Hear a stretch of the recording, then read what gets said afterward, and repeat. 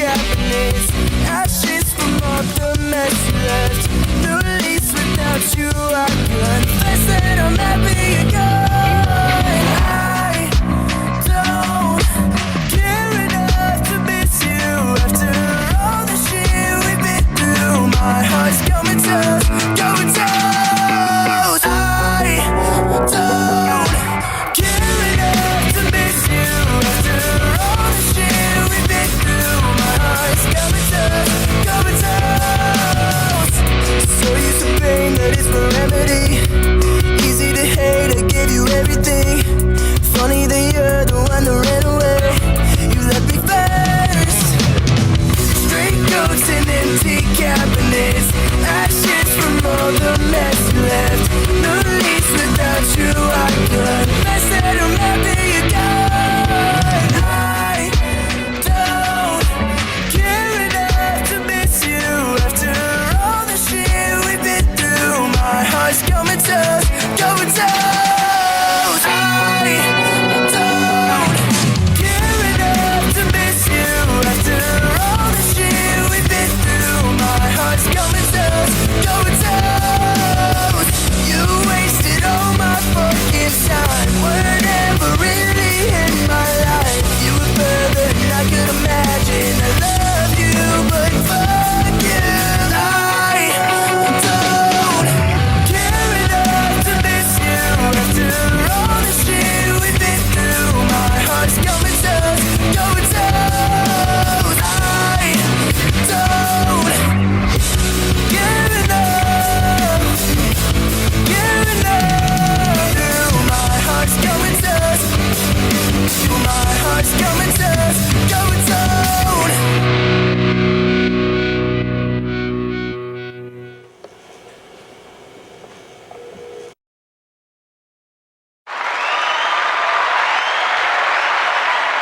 Yes, sir. Yo, welcome to another episode of God Bless My Dream. This is me, man, and I got a special guest today. I got Trevor in the building.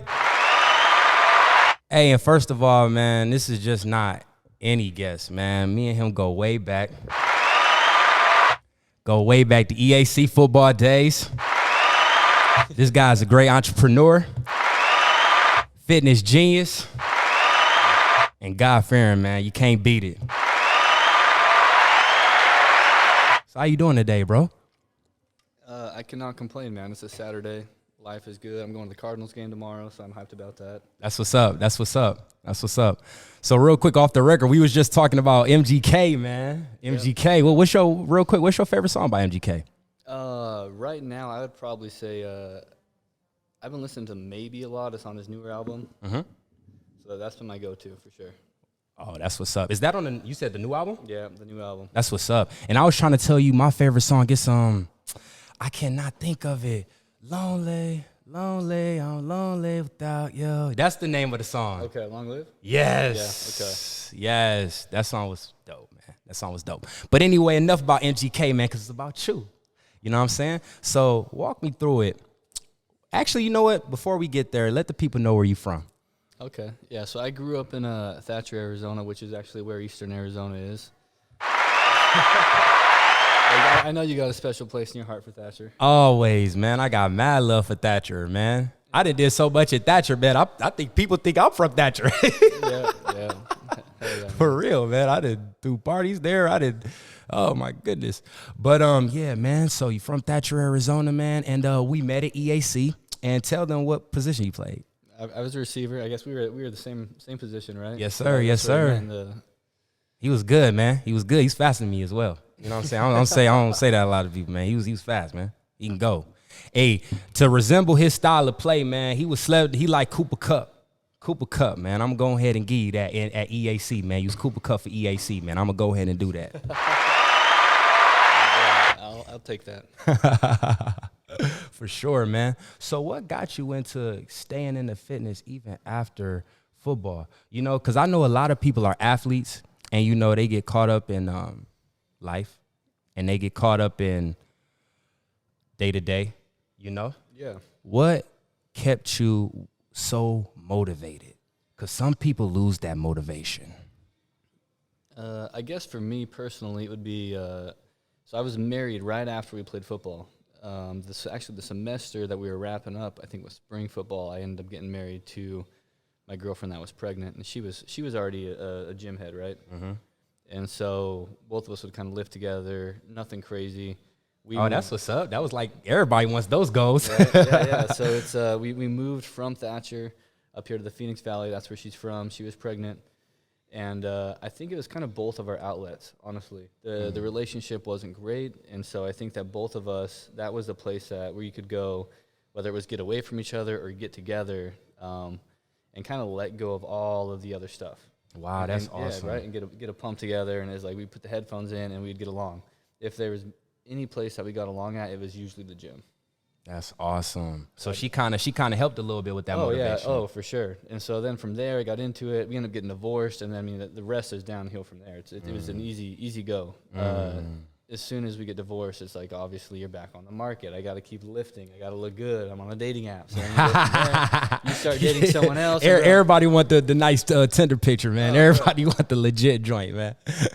Anyone who's been in the dating field in today's world, it's like, you understand like the whole dating scene, and especially in Arizona, because I feel like it's a lot of people here that you could compete with, like especially in Tempe, Scottsdale, like Tempe, what? Scottsdale area, yeah, what? A lot of options out there, dude. Man, and so it was definitely a scene that I'm still currently in, and so I enjoy it. I enjoy lifting. I don't compete like anything like that, but it's a good social environment. Yeah, absolutely. And the reason why it's so dope is because you took it to another level, man. You got your own apparel now. Yeah, you got your own apparel, and you wearing it right now. I ain't gonna lie, I be seeing these shirts on your because it's not your page, but it's what's the name of the Total Grit. Total Grit. Total Grit Apparel. Total Grit Apparel. Yep. Yes, yeah. I'll be seeing it all the time because I follow that page and I see it all the time. I'll be seeing like you be having your homies and your home girls. They be wearing it while they be working out. And I was like, yo, the teddy bear idea was dope. I ain't gonna lie, because I grew up, I'm a Polo fan. Okay. But one of the things I specifically liked about Polo Ralph Lauren, because it's a lot of fakes out there. But Ralph Lauren, I like that they always had the Polo bear. Yeah. So it's like when you had your own thing and made it into fitness, I was like, yo, that's dope. Thank you, man. I appreciate that, for real. Yes, sir. What got you into that, man? So it started off, initially I really always wanted to get into the gym scene, open up a gym. I will say it's definitely my second profession. I work 50 hours a week. I'm a sales manager for a company, and that's where all my energy, my time goes for the most part. Mm-hmm. Anything that I have left over after that, and being a dad and dating, it goes into the fitness line. And so I try to make it all time invested as far as like what I already be doing, right? So if I was already hitting the gym, those are times that I'm scheduling shoots. Mm-hmm. If I'm already hitting the gym, those are the times that I'm meeting with influencers, people that can push the product. Mm. And so I'm not trying to invest too much time in it outside of what's already being invested into fitness, just because of all the other stuff that I got going that's a lot more lucrative. Mm-hmm. But it'll work itself out. It'll work itself out because it's slowly been growing.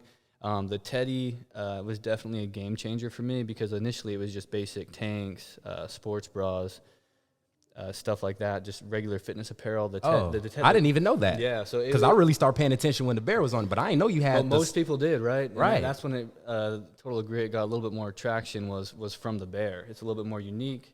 People related to it. A lot of people, well, why is the teddy bear's head ripping off, right? It's different. Yeah. And I designed that, or I came up with that idea right after getting out of an engagement and going through a bad breakup. And so you're going through that place, and when I was thinking of stuff to do, I really like teddy bears. Inca, which is a clothing brand, they do a lot of teddy bear stuff. And then there's the Los Angeles Tea, where there's a teddy bear at the head sitting on the side of it. Oh, I heard of that one. Yeah. Right? And so really popular. I'm like, where can I meet in the middle with that? And I related to the bear with the head ripping from the seams.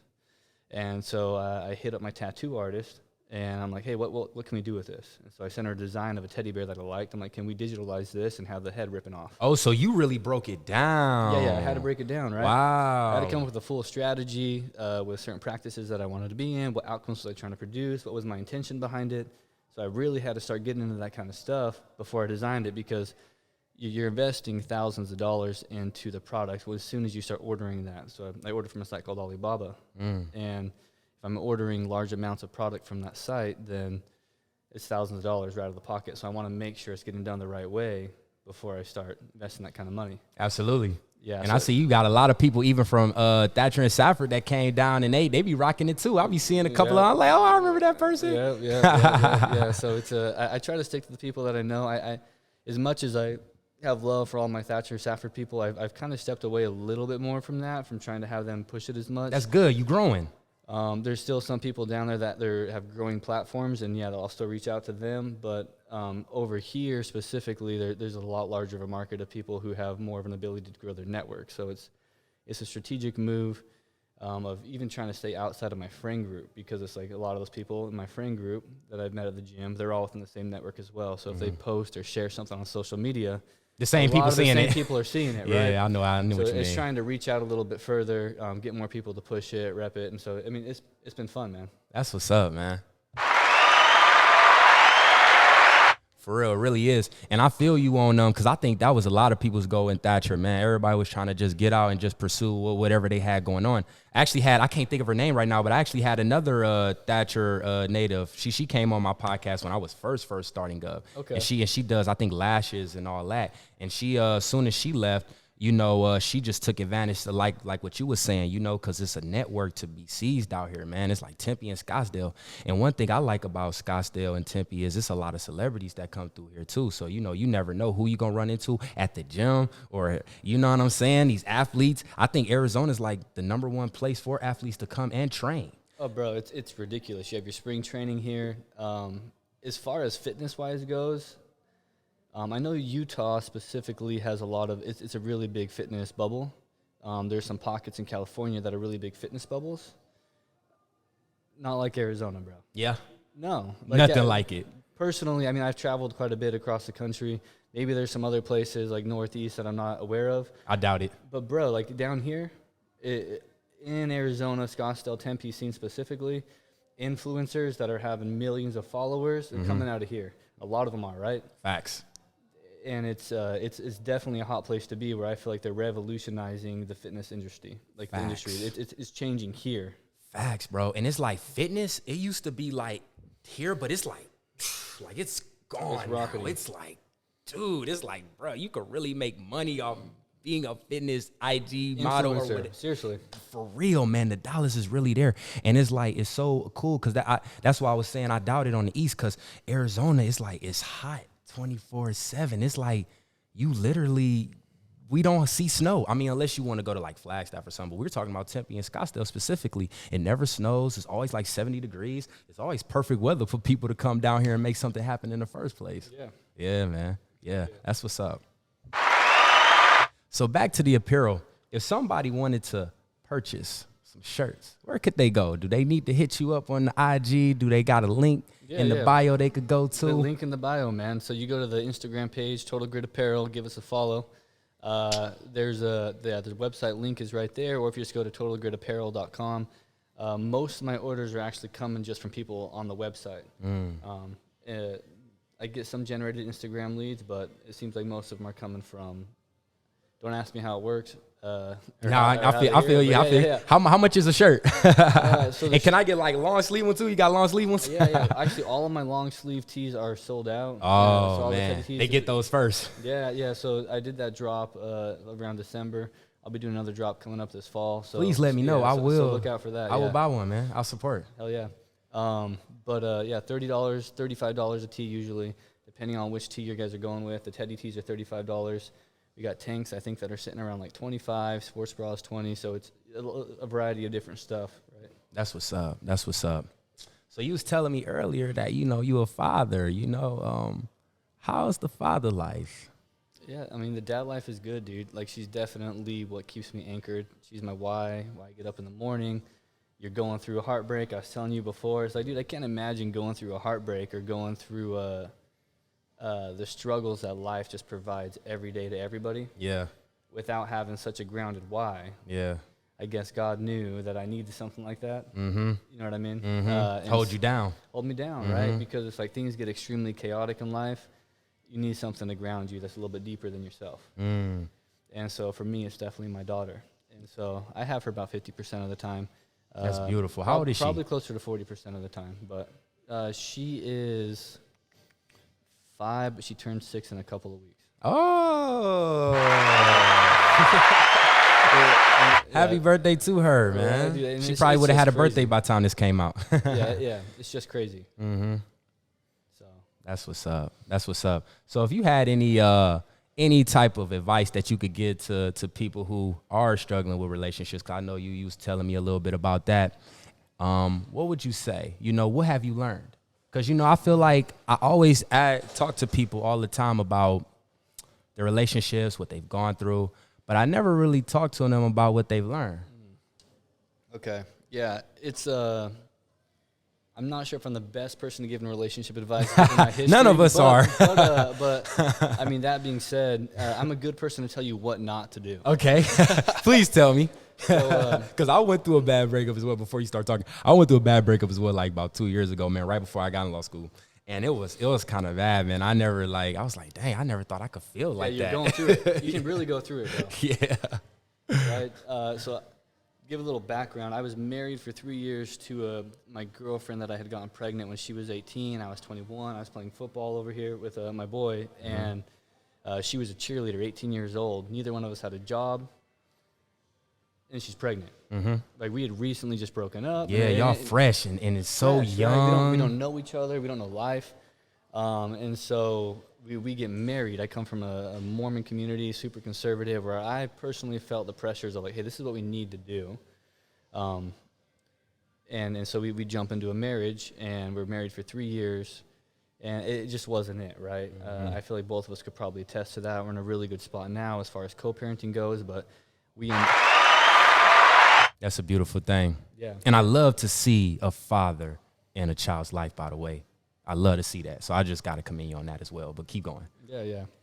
And so we end up splitting up, and I get into another relationship shortly after, long-term relationship, and then on Do you and feel off, like on you and should off. have went to a relationship right after that? Do you feel like you might have brought a little bit of hurt into Oh, for the... sure. Yeah, I definitely brought a lot of my baggage, you could say, into that relationship. And I'm sure she feels that, my ex, now my ex, but at the time, my girlfriend, after I got out of that relationship. And there was a lot of drama, a lot of stuff going through, obviously having to deal with a fresh divorce. Yeah, because I feel that, because even like for me, bro, like I remember I had tried to get into like a little relationship after I had got my heart broken, bro, and I didn't realize how much baggage I was carrying. Like I was even telling her, I would be like, bro, I don't know if I can do it. I don't know if you really want me, because I just feel like I can't trust you. Bro, it's a real thing, dude. Like, and I can relate to that on so many levels and different times. Yeah. So I'm at a stage right now where I'm really just chilling. Yeah. So that relationship was on and off for 3 years. Wow. And then, I've seen people in between then, and a lot of times it probably wasn't the healthiest for the person I was seeing. And there was a lot of authenticity that I was not creating within that relationship due to, trust issues, me not being able to be completely open with them and tell them how that I'm feeling because of my previous relationship. Because nobody wants to get hurt again. No one does, dude. You know, you kind of want to like protect yourself almost. You don't want to just, you know what I'm saying? Yeah. And I look back at some of those now, and it's like, if I could do it over and do it differently, I would do things differently. And I'm the type of person that's like, okay, I don't regret anything because that makes me who I am now. But I feel that. But as far as giving advice goes, if you're going through a breakup or heartbreak or something's going on like that, it is just stop creating meaning out of everything. Right? That's a good one. Bro, stop creating meaning out of. Bro, we are a phrase that I was taught in You're a onto personal something. development program I went through was it's called Landmark, and they call us meaning-making machines. So that's all we do, dude. We literally make assumptions and meaning out of stuff where there's nothing to be made there. Oh man, I'm glad you said that, bro. Cause I'm be honest, I do that even out of love relationships. Sometimes I'll be like, Is they trying to finesse me? They trying to do something? And I'll be like, man, the whole time that's just who they are as a person. They not even trying. They don't got no type of negative intentions. Bro, but I took it there with my mind, and now bro. I'm generating the negativity. Always, dude. And it's like we as people think the world revolves around us, and it doesn't. We're really insignificant. Yeah. But in our own mind, we're not, right? We were thinking, we walk past someone in the street, they look at us a certain way, or maybe they don't look at us a certain way, and all of a sudden you start making meaning out of it. Yeah. For real, man. Most cases, there's nothing there at all, dude. And so, for me personally, it's not making meaning out of everything. Stop making assumptions. Stop taking stuff personally. It just is, dude. Like, and that's something that I tell my daughter, and it's been super beneficial in her development. It's really easy to get frustrated with life. Things get stressful. We're really high stimulated as a society just because of all the stuff that we have going on. So there's a lot of stimulation all the time. And so I always tell her, it's not bad. It's not good. It just is. Yeah, it just is. Yeah, there's nothing you can do about it. Yeah. Wow. Well, I'm glad you said that, bro, because I feel like a lot of people needed to hear that, bro, because a lot of people don't realize how much we make little meaning out of everything, man. That's so crazy. But I'm glad you brought that up, bro. But moving forward, do you plan on staying in Arizona? Yeah, dude. So that's my long-term plan for sure. My daughter's here. My ex-wife, who's now remarried, and we get along super well, her husband and I, and they actually just built a house in Queen Creek. She's going to school at Benjamin Franklin. She's in kindergarten. And it's looking like this is the long-term plan. That's what's up. They don't have any intentions of moving, so if they don't have intentions of moving, I feel that because that's where right? home is. That's where my daughter's at. That's where I'm going to be. Facts. So if you could work out with anybody from football, UFC, I don't know, any industry, Okay. who would you want to work out with, woman or male? Why you said woman or male? Hey, I wouldn't mind working out with a couple. You know what I'm talking about? Couple shots. No. They like, oh, that's how you do that workout. Okay, go ahead and keep showing me how you do that workout. Yeah. I feel that. And as much as there's a lot of women that I'd love to work out with, I probably would still have to go with C-Bum. Yeah.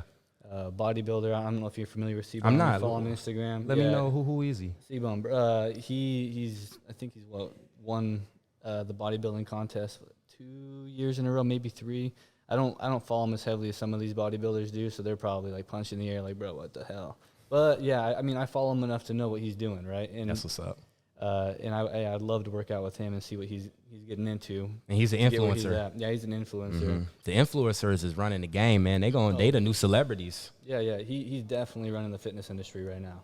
You know who I would like to work with, or work out with, or not even necessarily work out. I'd be like fitness. You know that what's that one guy that's up and coming? It's not Real Dockery. It's he does all the YouTube videos with the one-on-ones. Oh, I can't think of his name right now, man. But he always is doing one-on-ones with people. Ain't it a shame? I don't know him either. But I follow him, right? Okay, yeah. like to see the stuff that they're up to. Man, I cannot think of that guy's name for the life of me right now, man. God, I'm not even gonna waste too much time on it. But I just like what he's doing because he was actually one of the first people to allow students to start getting paid, like athletes, because you know athletes couldn't get paid, right? Because for whatever reason with contracts and them being still considered paid through scholarship.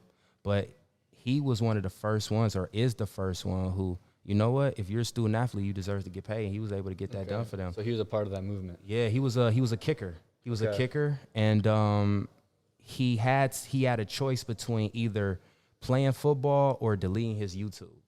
Yeah, and he kept his YouTube, and it worked out extremely well for him in the end. It's crazy, right? Crazy. Oh, they gave him the ultimatum. Yeah, they gave him the ultimatum. They was when like, he look, was when he was playing college ball. While he was playing college ball, because they told him they said, look, you're generating all this income off of YouTube. And you're a student athlete, and we're paying you to be a part of our program. So they were basically implying that they were giving him the platform to make the money that he was making, yes, and so that he was benefiting from what they were. Okay, yes, and that's pretty ridiculous, bro. It is, right? It's like, even to look at it now, you know, it's very ridiculous, but then it was very serious for them.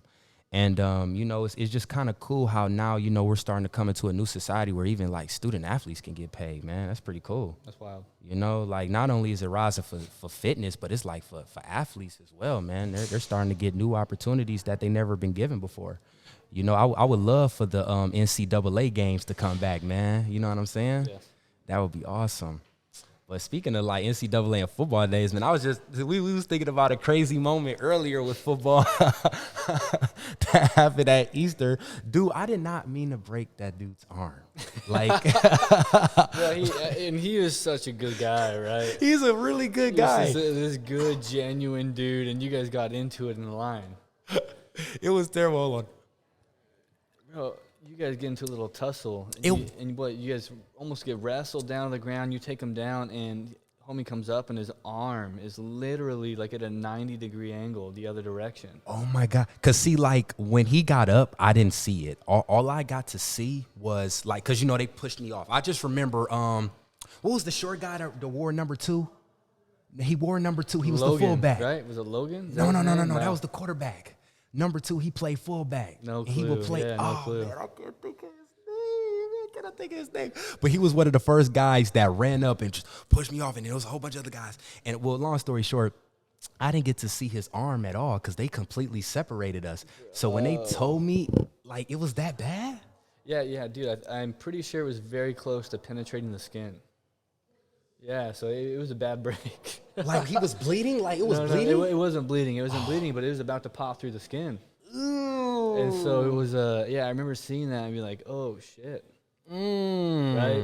It's one of those moments you see that and like it's just like, dude, we're really fragile people, dude. Like it wasn't much either, right? All you did was put him down and he landed the wrong way, I guess, and it can happen at any moment. Really? I think what it was, man, just being honest with myself, because I don't even think that was strength. I just think he just tried to, like, put his arm out or something, man. Wow, or wherever you are, Udolph, because that was his last name. I remember I called everybody by their last name. But Udolph, Matt, wherever you are, Udolph, Yeah. wherever you are, man, I apologize, man.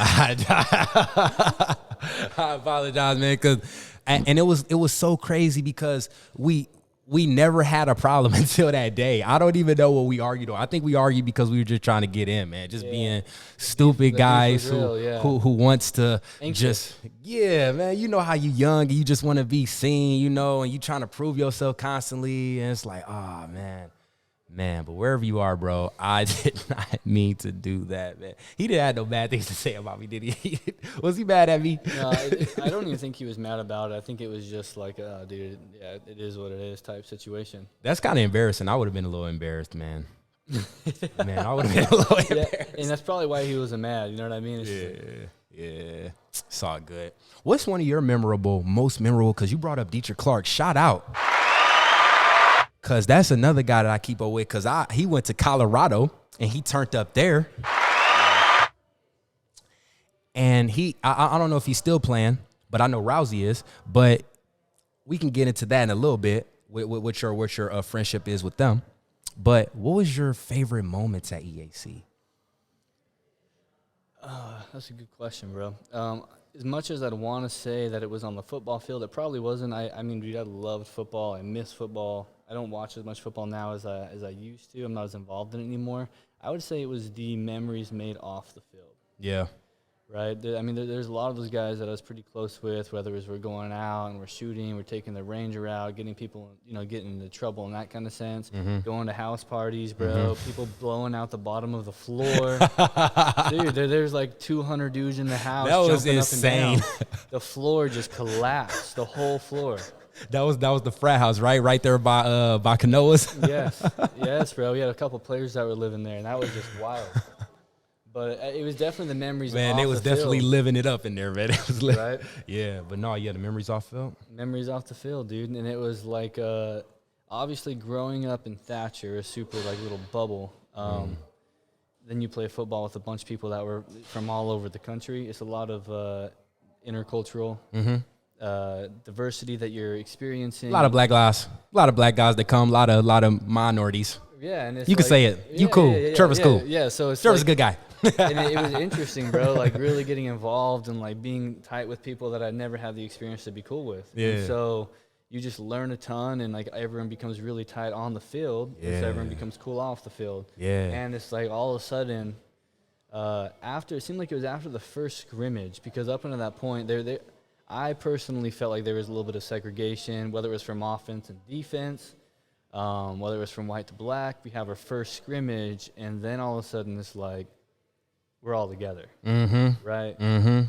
And that was what was cool to me. Yeah. There was a lot of headbanging between offense and defense, and then all of a sudden we have our first scrimmage, and we have the offense and our defensive guys on the sideline that are all just like going in, really having the guys Cheering each other the on. field. Yeah, they have their back, bro, and it's like it was cool to see that happen, and you create relationships that just never go away. That's facts. And you know, I completely agree with you, man, because actually, wait, hold on. I can edit this part out. You gotta take a leak. No, I got that. Your capacity. Yeah, no, it's still recording. It's just warning me about battery, which is fine because it's 20%, which is Yeah, okay. you're chilling. Yeah, I get it that out. But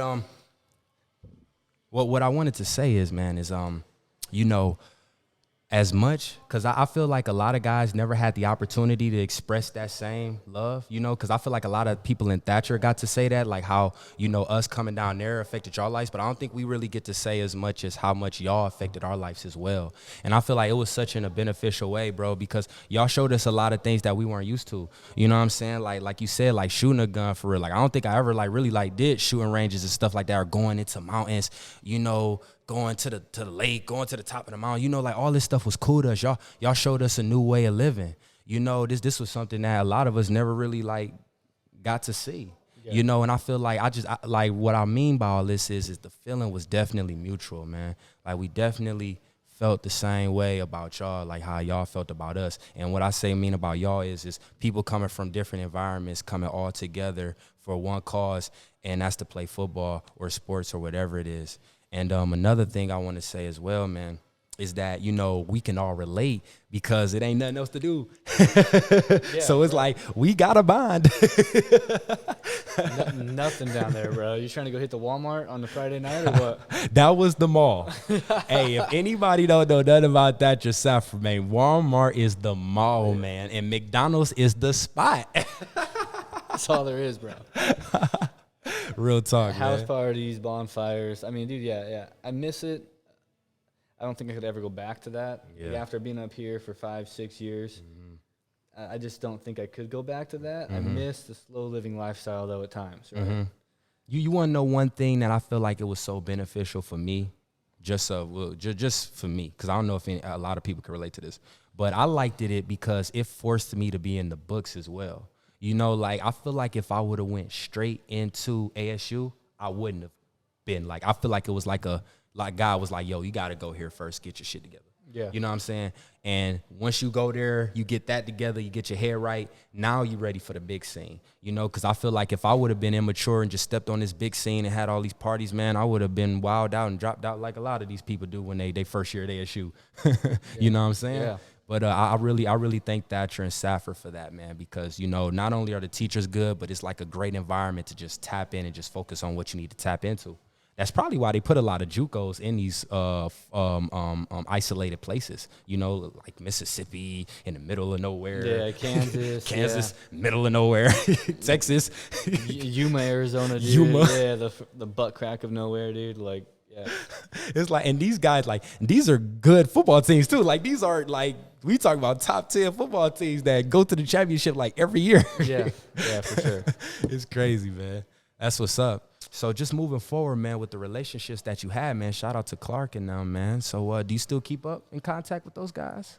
Yeah, I mean, I know he's talking about JT earlier. To an extent, right? So Clark, I probably stay in touch with Clark more than anyone else. That's what's up. Because I seen y'all would hang out a lot. Yeah. I did notice that while I was there. Yeah, we definitely had like because he had a girlfriend too, so I think Shaolin. y'all could relate a little bit. Right. So Shaolin, and then we had that bond, like the receiver, quarterback type bond, and it was because he's technically a receiver too. He just played quarterback for the sake of getting. Right. Yeah. So it was we had a strong bond that was there, dude, and he was an extremely authentic person. Great player. Ridiculously fast, bro. I mean, his highlight tape, bro, at Colorado State is unreal. But yeah, I stay in touch with him. I think right now, if I were to, I want to say he's a probation officer down in Georgia. So him and Shallon live together. They have. Oh, they're still together? Yeah, bro, yeah, they have the kid. They have kids, bro.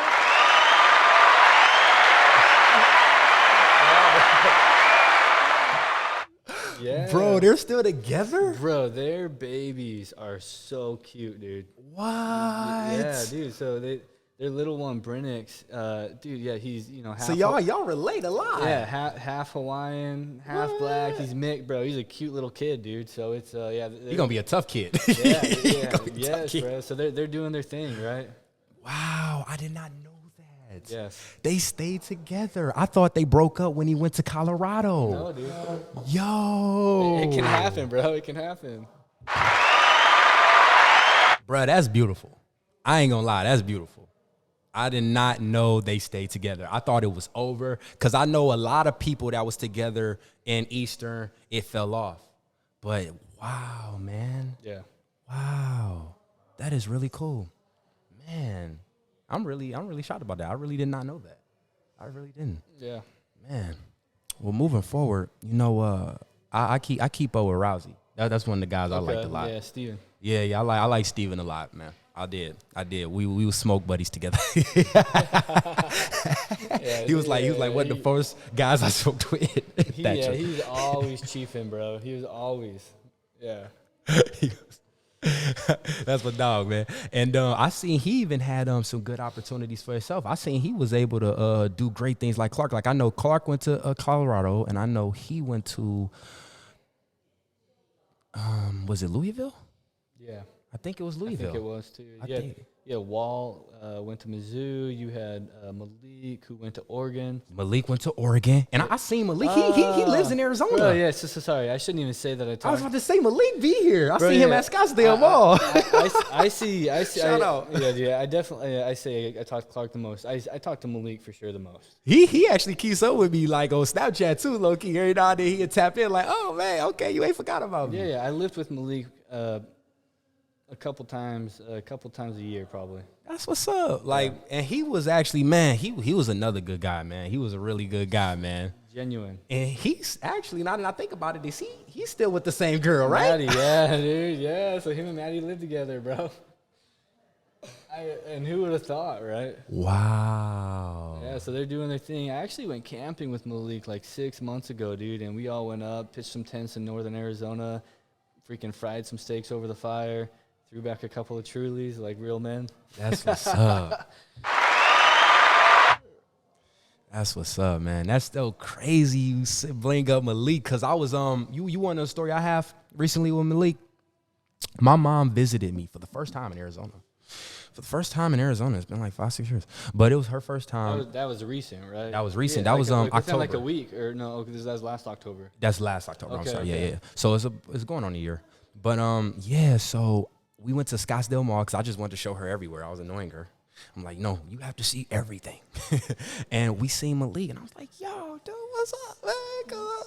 And then the reason why I bring it up, I for sure seen Maddie with him, and I was like, yo, that's crazy. I didn't say it, but I just was like, yo, man, I'm happy for you, dog. Bro, for me, what's even crazier is that Maddie and my ex-wife, my baby mama, Haley, they were roommates. Yeah, they were cool, right? No. Oh, not cool, but they just. were not cool. Oh. They were not cool. We're not gonna say that. Yeah, I'm pretty sure they're cool now, right? Like people grow up, but in the time. But at the time, when we were young, because we all were young. Yeah, I mean, bro, you got 4 cheerleaders living in a house together in a little 2-bedroom, bro. Yeah, I mean, you're just asking for issues. And so I'd go over there, stay regularly and whatnot. And at the time, Malik and Maddie were not dating. And so that's what's crazy for me is like. Did you put him on with Maddie? No, I didn't. Like it was after the fact. I left EA and then they stayed for an additional year and then they started dating. Yeah, they stayed for an additional year. Yep. So that's what's crazy. Yeah, that's what's crazy to me is it's like not the Maddie that I knew at all, not the Malik that I knew at all, but it seems like they're both in like a really good spot. Man, we all growing, man. It's so beautiful, man. It's beautiful to see. I love it. Yeah. And who was the guy? I can't think of him right now that always hung with Malik. He was a big guy too, and he went somewhere. He actually played in the Walt, dude. Walt. Yeah, didn't he play? Mizzou. He went to Mizzou. He went to Mizzou. Yeah, man. And didn't he like go to the league a little bit? Didn't he like train or try to train? Yeah, or- yeah. He was a little something. the Houston Texans. Yes. He was playing preseason with them. I'm not sure where it went after that. Yeah, that's what's up, man. You know, shout out to them, man. And these guys really wanted it too, man. These guys are working hard, man. Yeah. So, you know, for them to have went to the next level, man, and went D1, yo, I'm just so happy for them, bro. And I'm even more happier that they able to live their lives as grown men successfully. And you as well, bro. You doing your thing, man. I know we got some bumps in the road, but you here and you Right, standing yeah, tall and you yeah. solid and you got your own business going. And that's wonderful, man. Hell yeah. For real. Real talk. So, you know, we ran it up a little bit, but I don't want to hold you too long. But you know, if anybody wanted to start a business, or if anybody wanted to start their fitness goals, and they just have a problem with being consistent, is there any type of advice that you can get to them? Yeah, no, for sure. So first, when it comes to whether it's business, personally related, anything that you're doing in life, you have to have an ambition. You have to know clearly what your ambition is, your why. Once you have your ambition, you can start to develop a strategy around how am I going to get to my ambition. There has to be specific practices that you're putting into play to get the outcome that you're looking for to get to your ambition. Whether it's with a business, whether it's with fitness goals, whether it's a relationship, what is it that you're going to do to get the outcome that you're looking for? So first suggestions I have with anything, whether it's fitness related, sit down, write a strategy, know where you're wanting to be. If you're sitting at 250 pounds, you're trying to get down to 200 pounds, write it down. This is what I'm trying to do. Then you're going to develop a strategy with specific practices of how you're going to get to that outcome. I'm going to lose X amount of weight by this month. I'm going to lose X amount of weight by the following month. You have to write these things out to know where you want to be. Otherwise, you're not holding yourself accountable. That's Accountability. Accountability, yeah. And it's the same thing when you're trying to design a business. Obviously, there's going to be a lot of knowledge gaps when working with business, unless you have like a really good coach that's giving you a really good business plan. You need a strategy. Develop something that you're going to be doing and the outcome you're trying to produce. The outcome's the most important piece. If you don't know where you're trying to go, how do you get there? how do you get there? And so just start doing, and then once you start doing, recreate your strategy, create sub-processes, and create strategies for practices within what you're doing, if that makes sense. So it's like you have a strategy, you're trying to get to this point, I need to be doing this. Okay, so what does that look like? This specific practice that I'm looking to get this outcome for, develop a strategy around that. And so it's really a lot of sitting down, writing out what you're trying to do, and doing it. Wow. It's being proactive, right? Wow. So you really got to hold yourself accountable, guys. Make sure that if you have a goal, write it down. Write it down. Don't let it just be a thought, because then a thought would just be there by the day and be gone tomorrow. Write it down. Man, that's real, bro. Yeah, for real. Do you got any workouts for somebody that wants to start out and get a little bigger? You know, I need to get my chest a little bit bigger, man. What you got? What you got for me? Cause I know you know my dog Chris, man, and he be jacked up, man. I be like, hey, I don't know if I want to be jacked like Chris, but I need to get my chest a little bit more. Yeah, you know what I'm saying?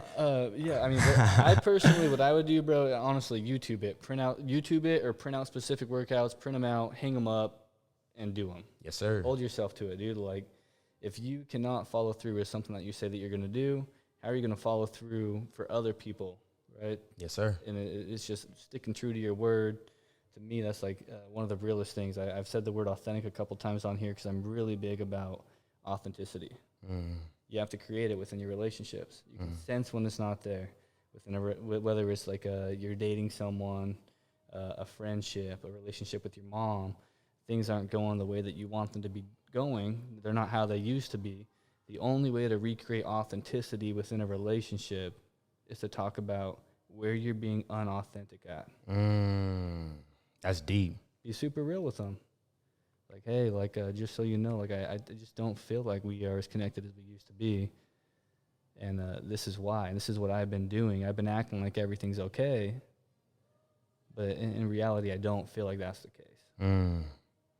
No, I feel you. You know what I mean? Yeah. And so, and then right away, you're opening up an environment for them to drop their guard.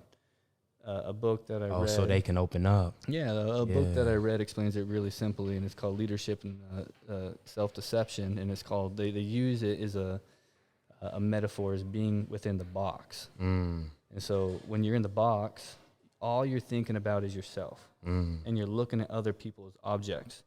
How am I going to use this person to gain? Like, what can I get out of this person? Oh, that makes sense. And that's all you're looking at people like as objects. Right. When you're outside of the box, you're looking at people as people. Yeah. And you can sense that, and you can feel it. Think outside the box, man. Now, that's one thing. I mean, you said it about Malik. I said it about Clark. There's certain people that you have interactions with, and a lot of it has to do with the way that they're raised and their upbringing. It's not something that's a natural thing, depending on who you're around and how they socialize and the way they move. You become who you surround yourself with. And so just because you surround yourself with people or you are raised in a certain way doesn't mean that you can't change your way of being for the better. Stop thinking at things at the level of self and start thinking of things at the level of like the world or as group. So you start thinking of like, what can I do to make a difference to help these people? Wow. What are their concerns and what can I do to fulfill those concerns? Hey, I'm gonna post that clip specifically. That was like some motivation vibes, man. I'm like, yo, I feel that in my soul. And you want to know like why I dig it so much though, bro? Is because I know you different, man. And I say different because like you always check in with your people, and you know I know we talk a lot about Malik and Clark or whatever, but you know you definitely that as well, man. You had a great upbringing from what I could see, bro. You never had anything bad to say about us, at least openly. And you always held it down, you know. And even from time to time, man, this guy even check on me, man. I had a real deep post I posted on Instagram one time, man. He gave me something, and he gave me something to think about and go to God with. So, you know, stay that way, bro. Stay that way, bro, because I like that about you, bro. Same, bro. Authenticity. Yeah, I see what you're doing, bro. I see what you're doing, yeah. Hell yeah. Hey, well, go ahead and let the people know where they could go check you out at, man. What your IG, man? So my personal IG is just going to be Trevor White 224. That's what I got stuck with. What's 224? Bro, it's literally means nothing. I'm thinking it's just like some kind of area code. No, it's not. High up dude. in the elevation. No, it was like my third Instagram created, right? So I had an Instagram. I got married, deleted my Instagram account because it was a distraction. I re-downloaded one. I mean, there's been a lot of different stuff, and so it's like my third Instagram account, but it's the one. So Trevor White 224. I didn't do too much thought behind what I was trying to create, but also Total Grit Apparel. And that's going to be the business platform. Yes, sir. And make sure y'all go ahead and check that apparel out, man. And he got a shirt on right now, man. And we going, yes, sir.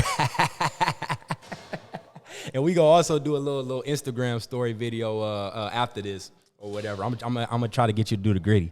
Yeah. Okay. Do a gritty. The gritty, okay. I'm going to get you to do the gritty, man. All right. You can do it on the camera. All right, this is another episode of This Is Me, God Bless My Dream, man. Thank you again, Trevor, man. Such a great dude, man. Such great vibes, man. All right.